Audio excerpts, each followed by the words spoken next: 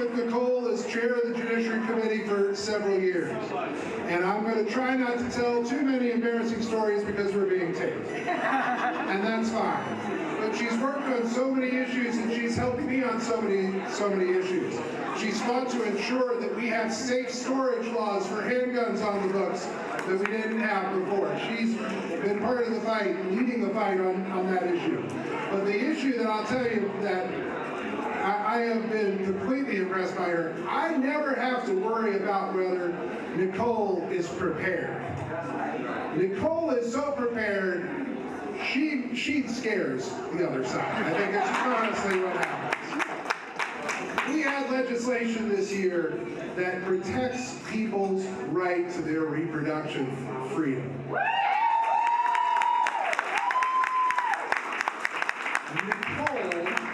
Worked on this bill so hard. She had notebooks and notebooks, and she had notebooks to tell her what was in all the different notebooks. And she worked so hard because it is so important of an issue. It's so important to make sure that people who are exercising that freedom can't be yanked into another state because they've decided to violate people's constitutional rights. She worked hard to get this bill passed. She stayed up, I think, all night the night before the bill came up. And then I think they were so scared of her they didn't ask her any questions. I'm proud to be her chair. I'm proud to work with her every day, and I look forward to continuing to work with her. And I look forward to working with this guy. We've already worked very hard. And we've done so much in the Judiciary Committee. We've stood up to the Supreme Court and said, we believe that we have to make sure that our streets are safe, and that's why we are going to properly regulate the use of handguns in the state of Maryland. We did that. Our governor signed that bill. Our governor signed the bill that Nicole literally scared everybody into not opposing, that protects people's right to choose. I'm proud that he's my governor. I'm proud that he's our governor. And it's my great pleasure to recognize and to introduce the governor of the state of Maryland, Wes Moore.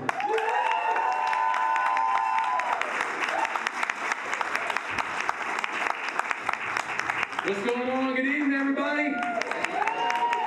Good evening. Good evening. First, can we please give a huge shout out to Delegate Clippinger for all of his leadership and his work. And not to mention running the committee that literally does not sleep for like 90 straight days. It's pretty amazing watching y'all go to work. And I can't tell you enough how excited I am to be here and to spend just a few minutes to speak on behalf of my friend Nicole. When she had a chance to, when she came out, she's like, I'd really love for you to be able to attend this event, attend this fundraiser we're having. For me, the answer was so simple. It wasn't just yes. I only had two questions. What time and where? Because it's yes. Because the kind of leadership and the kind of courage that she shows every single day, the kind of representation that she gives not just to this district, but that she gives to this entire state, it is not just laudable, it's admirable.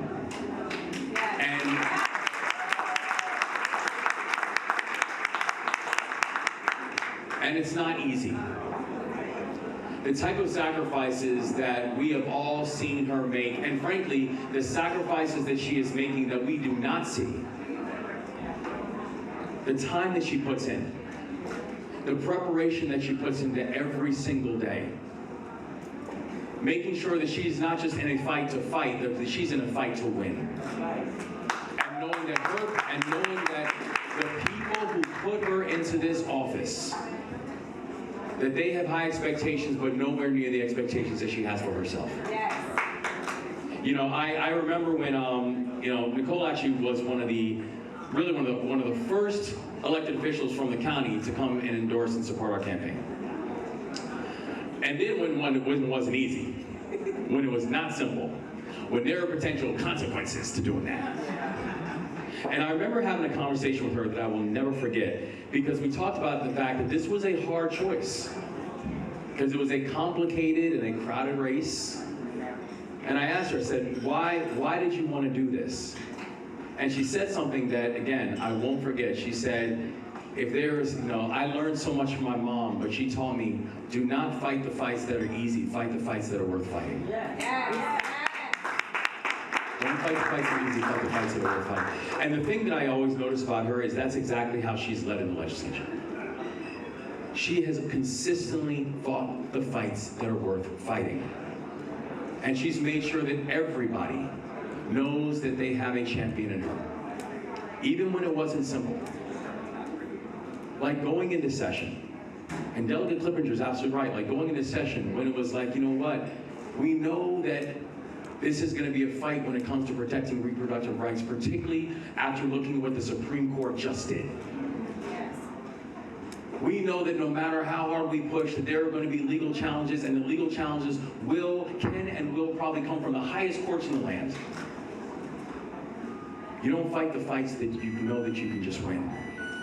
You fight the fights that are worth fighting, and you don't just fight to fight, you fight to win. Yes.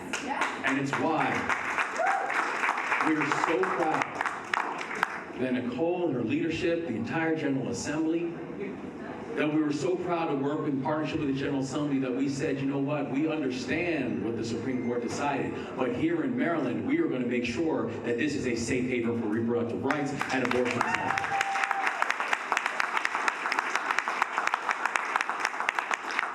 Fighting to make sure that we can enforce privacy, fighting to make sure that we're putting together protections for both patients and providers. And next year, we're going to need you to come out on the ballot because it is going to be on the ballot in the state of Maryland, and we're going to make it part of our Constitution.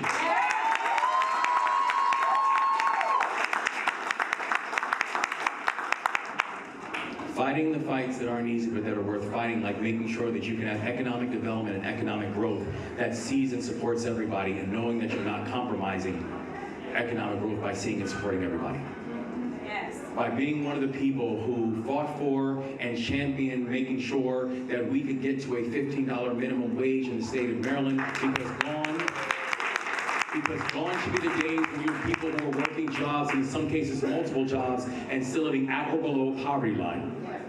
Fighting to make sure that we can do things like make permanent the child tax credit and have an enhanced earned income tax credit, and knowing it's not going to hurt businesses. In fact, right now in the state of Maryland has the lowest unemployment rate in the entire country, has gone 5 straight months of record low unemployment. Do not tell us we have to choose, and do not just fight the fights that are easy, fight the fights that are worth fighting. Yes. And don't just fight to fight, fight to win. And make sure that our policies are seeing everybody. And I'm so grateful to be here and be with someone who is one of the greatest champions for the disability community that we have in this entire state right now.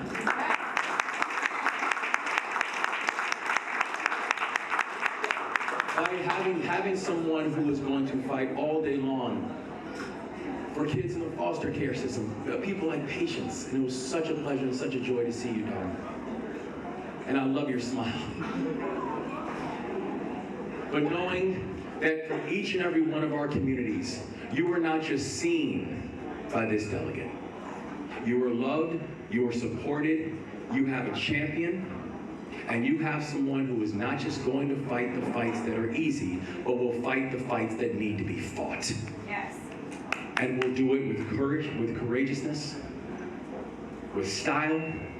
Yes. Y'all see this? Y'all see this dress? And with a heart for the people. Delegate, I am proud to stand with you tonight. I'm proud to stand with you tomorrow. I'll be proud to stand with you in the next session. I'll be proud to stand with you for years to come. Because you are honoring everything that your mother taught you. Yes. And you're making us all proud. Yes. And I am so grateful to now turn the microphone over to another person who, I always say, there's some people who are glass breakers, there's some people who are glass shatterers, and there's some people who make you forget there was ever glass there in the first place.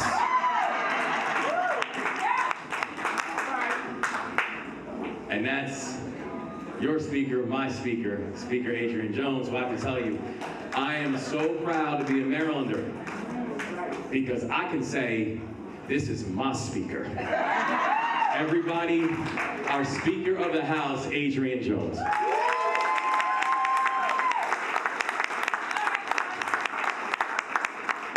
Thank you, Governor. Good evening, everyone. Good evening. All those on the other side that we cannot see, we know you're there. Thank you for being here. This is a great evening, and thank you all for coming out in support of Delegate Nicole Williams. And I'm going to try not to repeat some of the things the chairman and the governor said. So I don't care, I am, because it's worth repeating. In just the first year of her second term, Nicole took on several new leadership roles in the House this year. She didn't say no, okay? So, some people, there have been people who have told me no. As a deputy majority whip, Nicole helped ensure that we had the votes on the House floor to advance our Democratic agenda and pass critical legislation to protect, as was referenced, reproductive freedom, rebuild our state government, implement a paid family and medical leave program, and strengthen our gun safety laws. As the new chair of the Public Safety Subcommittee on the House Judiciary Committee, Nicole has been and will continue to be instrumental in our efforts to get illegal guns off the streets and keep our communities safe. Earning the trust of her colleagues, Nicole was also elected to serve as the president-elect of the Women's Caucus this year. For those of you who do not know, Maryland's Women's Caucus was the first in the nation and currently is one of the largest. I know Nicole will do a great job upholding the great tradition of this caucus and will work hard to create more equity and opportunities for Maryland women. If there is one thing I can say about Nicole, is that she's never one to back down from a fight. She has continually been one of the strongest advocates to reform our state's criminal justice system.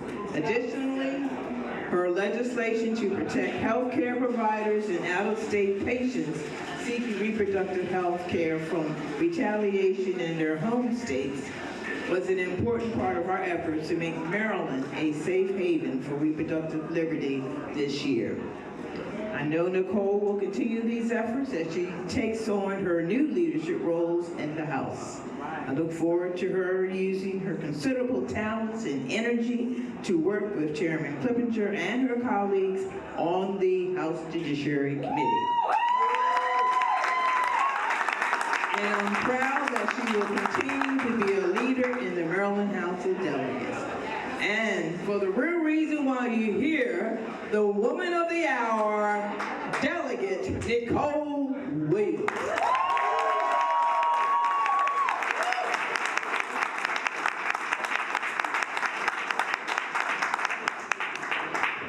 Okay, well, good evening, everybody. Oh my God, it's so many people here. Thank you all so much for coming. I see a couple of my other colleagues who recently joined us. Delegate Karen Tolles, thank you for being here. I also see my district mate, Delegate Shanti Martinez. Thank you for coming. I'm just really overwhelmed. But first, I want to express my huge gratitude to our governor for visiting District 22 again this year. I'm just so honored and humbled to have you here at my fundraiser. As the leader of our state and of our party, I'm just excited to be a partner with you in this work and just everything that we're going to do for the residents of our state. So thank you so much. Madam Speaker, first of all, has traveled all over the state today to be here, so that's number one. I just want to thank you so much. She's been a mentor to me, really honestly a shining example of what leadership should look like. And so for those who may know, I'm a huge Game of Thrones fan. And if I had to give Madam Speaker a Game of Thrones title, Jones, the first of her name, the cracker of glass ceilings, and the breaker of traditions. She is definitely a force to be reckoned with, and I am honored every day to call her my speaker. Next is my committee chair, whom I've learned so much from over the past 4 years. I will admit, when I first got to Annapolis, I didn't know 100% how everything worked. I just assumed that I would get assigned to the committee of my predecessor. But the speaker had other ideas for me, and she assigned me to the Judiciary Committee. And so when you serve on a committee with folks, you do get to know the other people on your committee. But judiciary is different. Not only do you get to know the people on your committee, you really get to know their soul. The issues that we deal with on the Judiciary Committee are hard issues. They're tough issues. There are issues that affects people's livelihoods literally every day. And it's not easy. I always say we're the workhorse of Annapolis. We are there from sun up to literally sundown, and maybe sometimes sun up again. But it's worth it in the end. And Luke has made serving on judiciary not only enjoyable, but eventful and actually fun sometimes.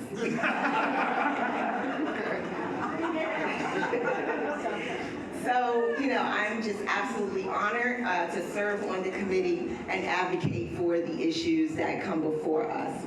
And next, I also want to thank the owners of this establishment. I don't know if Julie and Emily are here, but I definitely...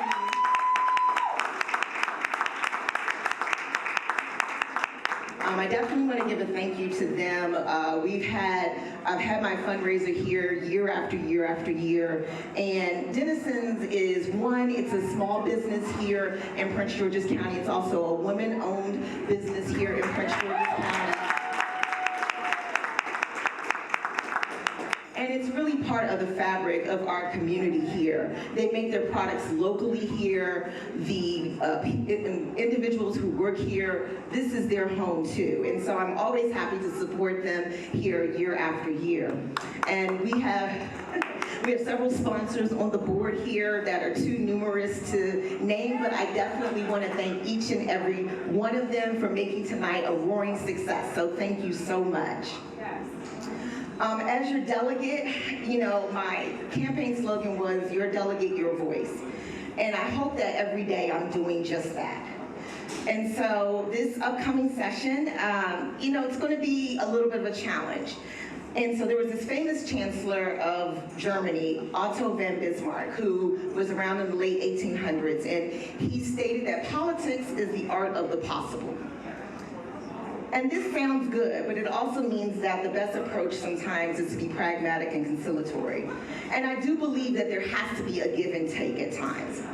However, I like to think of the words of a young Hillary Clinton, who was graduating from Wesley College at the time, that said, we should always aim to practice politics as the art of making what appears to be impossible, possible. So this upcoming session, that's what we're going to try to do. We're going to dream big dreams and seek to do the impossible, running smack in the face of reality of a budget that might not want to always work with us. And we still have a lot of Marylanders that are still struggling from the effects of the COVID-19 pandemic. But we've committed ourselves to improving, continuing to improve our education system so that we will eventually get back to #1 in the United States.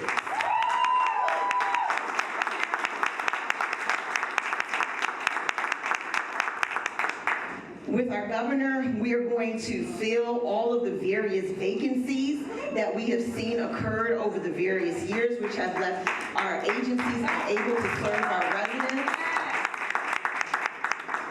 And we're going to do all of these things in the face of a budget deficit. And so we're going to make the impossible possible this upcoming session. You will see us discuss the concerns that have been raised about the Department of Juvenile Services and the programs that they're providing to our young people. You will hear us debate about the Juvenile Justice Restoration Act, as well as death with dignity. And we're going to continue to talk about the blueprint for Maryland's future and education, here in our state. We're going to continue to talk about mental health services, especially for our children.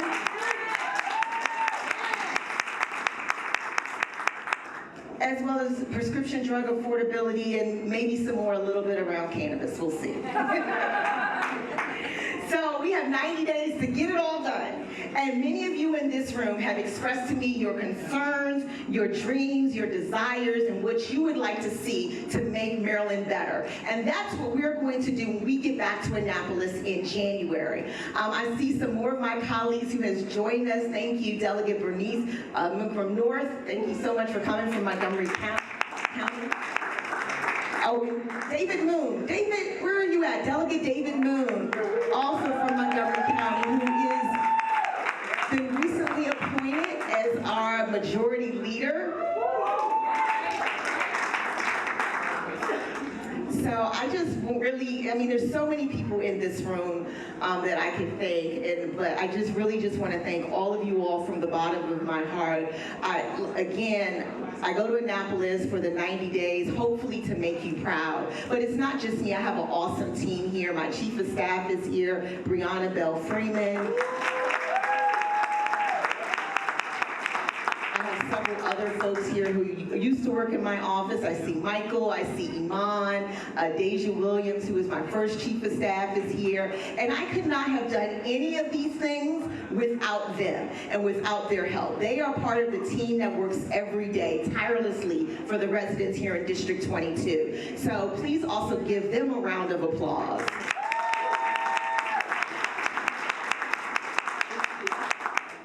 And so with that, I am going to end. There's lots of food here that's already paid for, so please eat it. And you should have gotten a drink ticket. Please, again, support this establishment, support their local craft brews that they process right here in Riverdale Park. And enjoy, be merry, and talk to somebody who you've never met. And thank you so much for being here.